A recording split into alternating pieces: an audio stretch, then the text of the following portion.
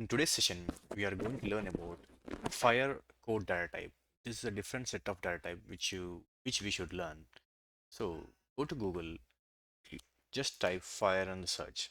So when you search, just go to HL7 FHIR standard and you can go to any resource type. So I just clicked on this resource type and I'm using the patient as an example because I use the same example in order to understand it better.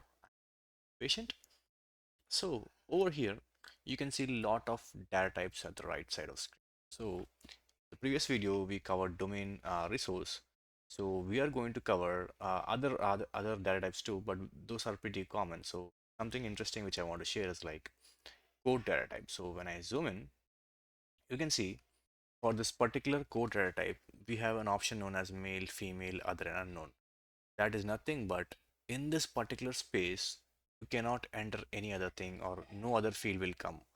Only male, female, other, unknown. Maybe something else in future might come, maybe next 10 years, yeah. But whenever we are getting code data types, anything within this description content should only come. So we'll take one of the example. I'll just go ahead and look into the previous HL7 resource which we are looking. So as I said, we have already all these details present in my GitHub repository. I'm pasting the link in the description too. So you can use this particular repository and come to this particular file. So that problem. So always follow this repository for more.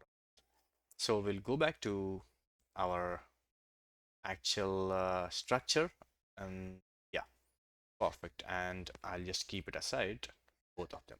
That's perfect. So when you're coming to this code in the gender part, I'll just come uh, here we have an identifier, so the actual file data stat. So here it's active, that's good. When I go to telecom, gender, perfect. So in the gender part, you can see the code is something like male, female, other. So it's already male over here. Means this is a proper file structure for this particular data type. So that's how the code thing works. And it doesn't mean that whenever we are getting the code, it should be only male, female. So because it was used in this gender, it was male, female, and other. There might be many other options. For example, if you drag down, yep, you can see code. So, but again, this is for gender. I'll again drag at the bottom. Perfect. I got a different type of code. Over here, the code would be something else. You can see it's something the other patients or related person shows that the link refers to replaced by replaces refer or see also.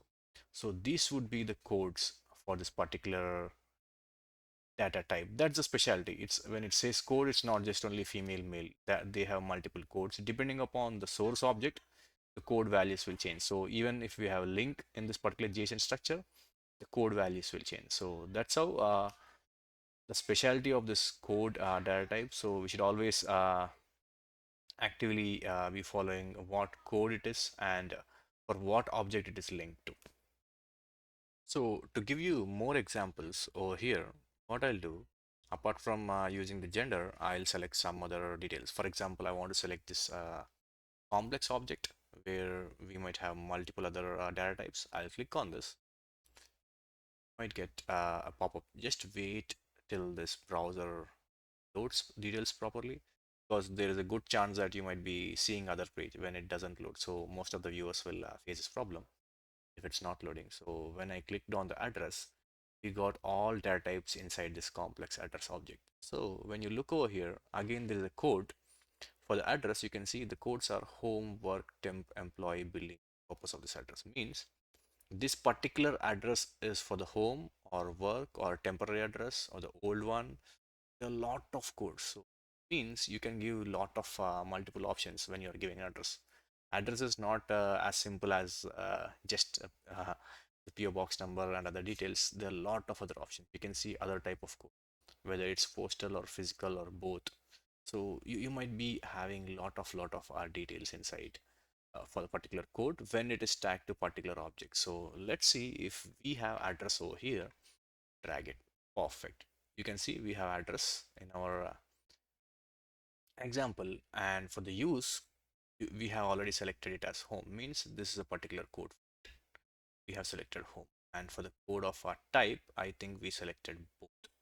that's good. So both comes in. So that's how the code data type works. So it's not that the data type is permanently fixed, but the type of object it is tagged to, those words will change. The binding words will change. Thank you. Hope you understand the code data type. Have a great day.